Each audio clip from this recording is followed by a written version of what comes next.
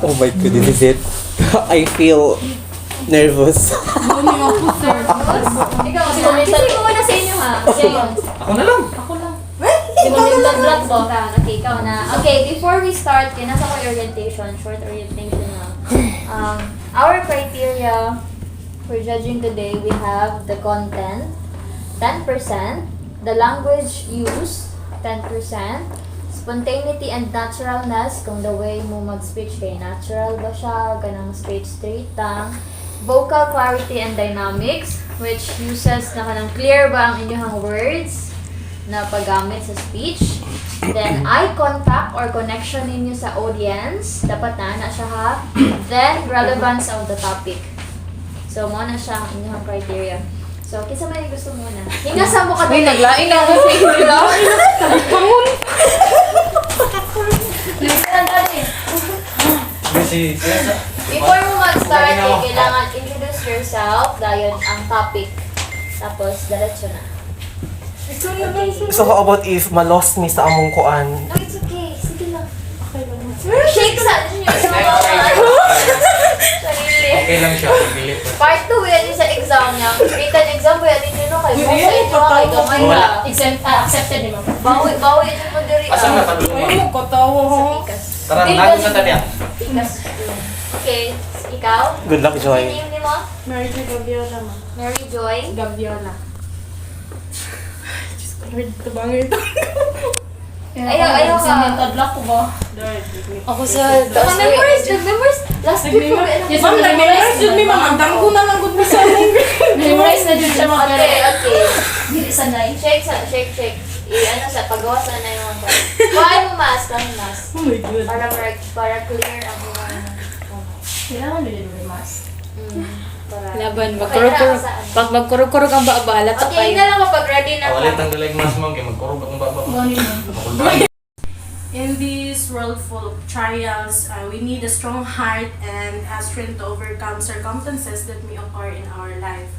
Being a mother is the most challenging part and also the most enjoyable journey. In this life, we need a strength and God give us individual strength to overcome challenges in life.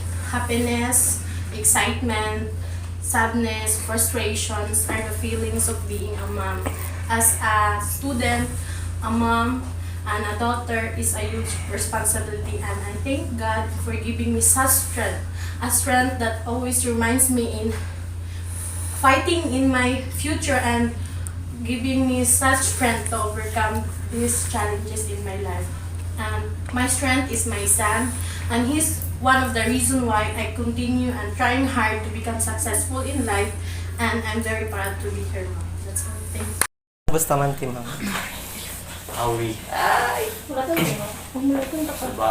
Eh, gawas na, Jay, kaya para maganda man Man, ako dili gawa lang. lang. Udyos man ko. Udyos info. Dito siya masugot na, dito siya kabalo sa...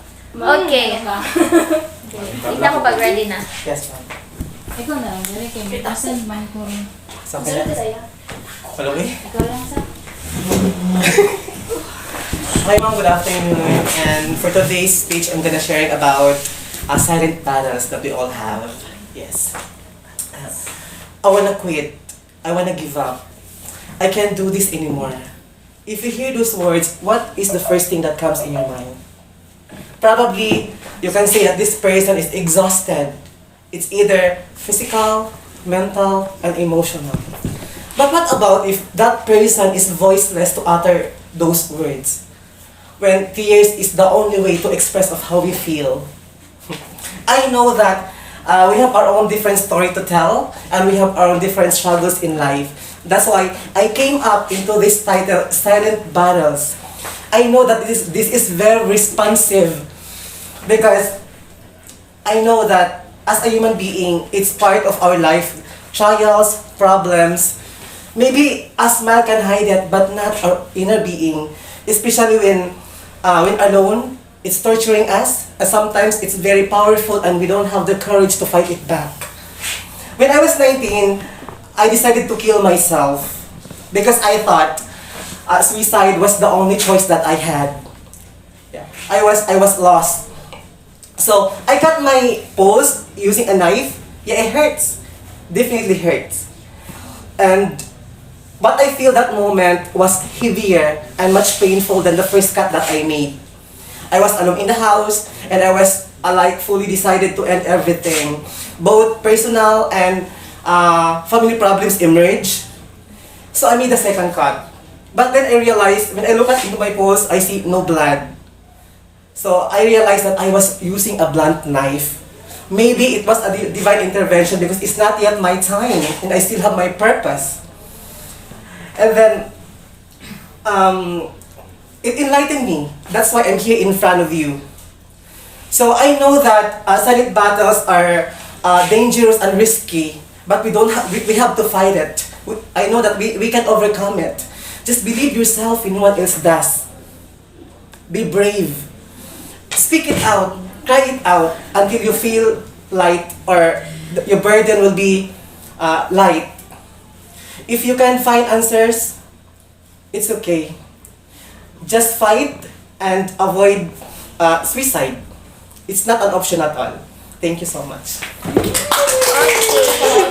So, do aliens exist?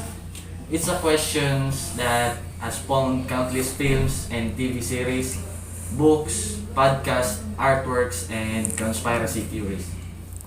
So, the term alien means it's unknown to us. Shouldn't we change our thoughts about aliens? From Roswell to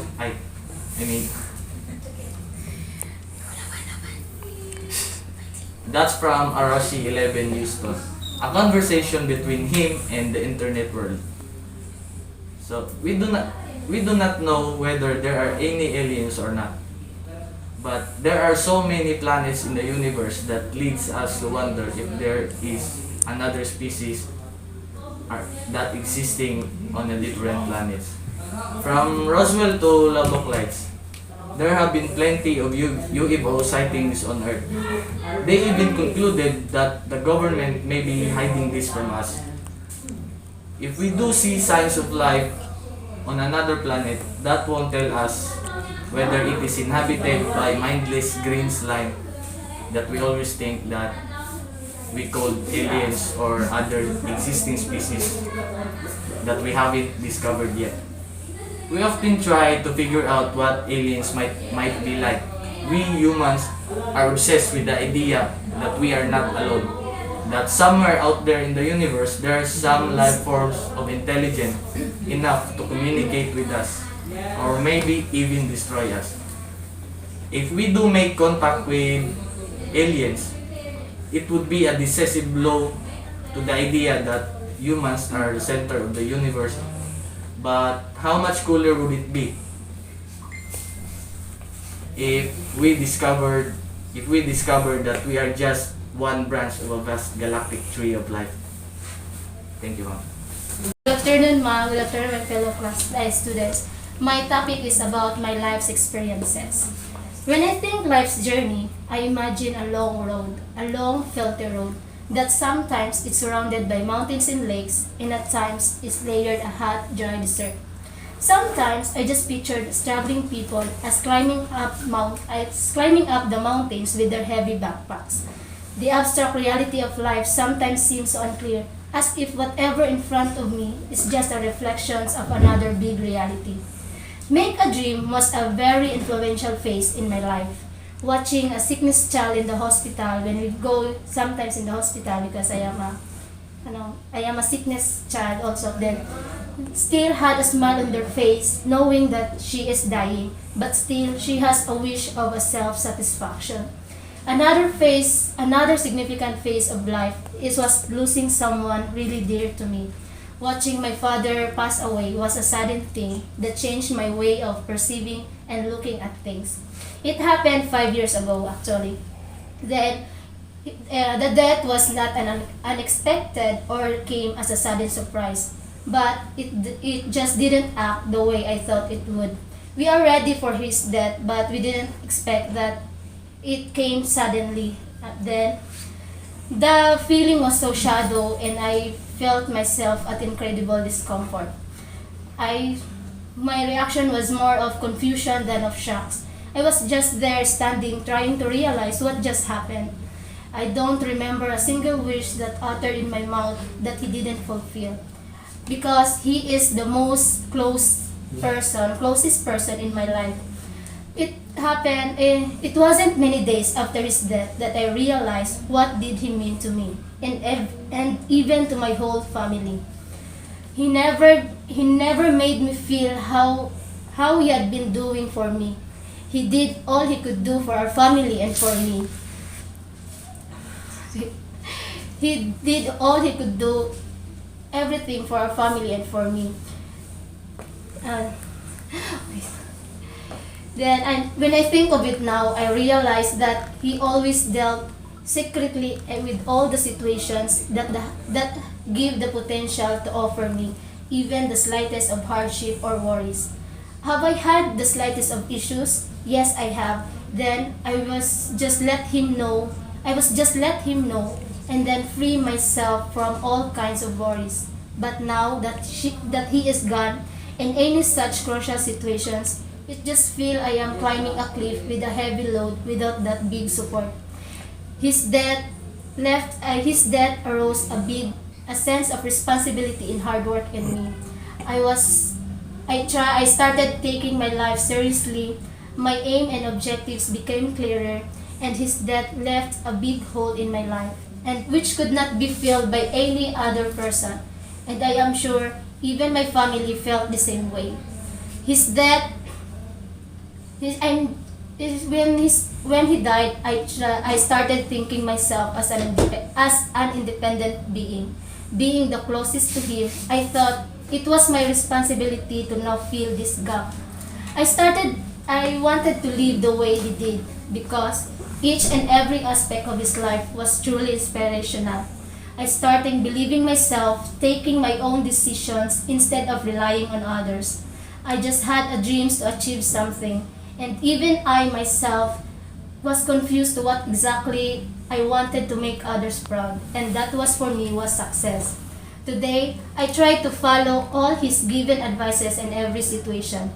Whenever I have to deal with something, I try to put myself into his shoes and figure out how he would have advised me to react to that given situation.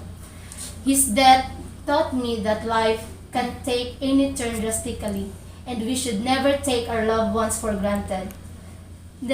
We should never take our loved ones for granted. I just feel I am now become more mature, responsible, and active person regarding to all my work and activities. And I believe that achieving success is the only thing that I can offer to a man who played such significant role in making me what I am right now. Though I am not yet there actually to become as educator someday.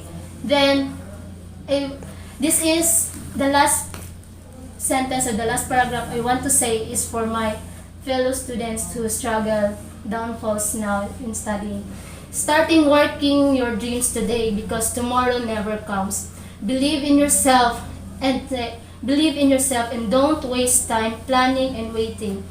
Just believe in yourself and just let go all of your fears. Let go in your fears and take everything positively. Sometimes the downfalls of life teach us a lot. And at times losing someone brings out the true person in you.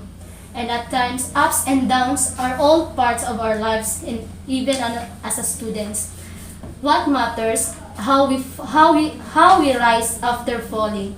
Don't lose hope because destiny might have something better planned for you. That's all. Thank you. Good afternoon, everyone. This is a speech entitled Fighting Life's Dragon. Have you ever fought a dragon in your life? Is it a yes or a no? I have read somewhere that it is impossible that we did not fight a dragon in our life.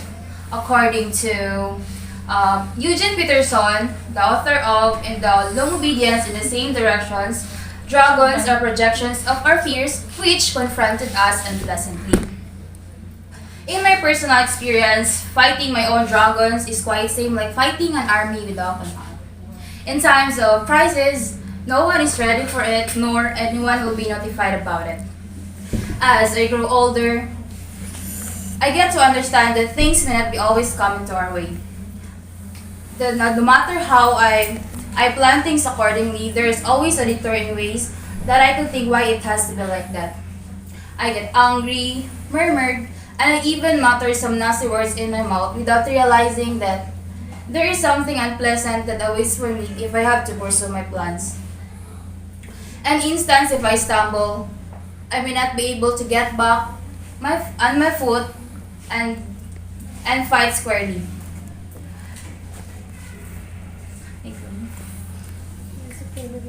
That's how our good Lord revealed to me that His plans are greater than mine, and I need to trust His ways because God doesn't give us challenges that we cannot conquer. I admit that I was once a hard-headed young girl who failed to assess my ways of living my adolescence. I get to reveal things, I do whatever I want, even my grandmother scolded me each time. I frequently go against the rightful things because I fail to balance my ego and even myself. With my unlikable ways, I made my parents and grandmother worry me about, and they even cried in front of me. I am drawn with the idea that I have to get the approval of my peers, which made me fall into the trap of darkness. I am quite stuck at some time, but thanks to my family, I get to fight my dragons bravely. I am moving forward at some time. It is a small steps, but sure steps. The moment that we realize that the dragons of lives are too overwhelming and too much to handle is the moment that we seek for guidance from our family, close friends, and most especially from God. We can only find true meaning of resolution, peace, and harmony if we confidently rest in God's help. Whatever dragons we are facing in life, keeps in our heart and mind, God doesn't give us dragons that we're not able to overcome and pass. Have faith and believe.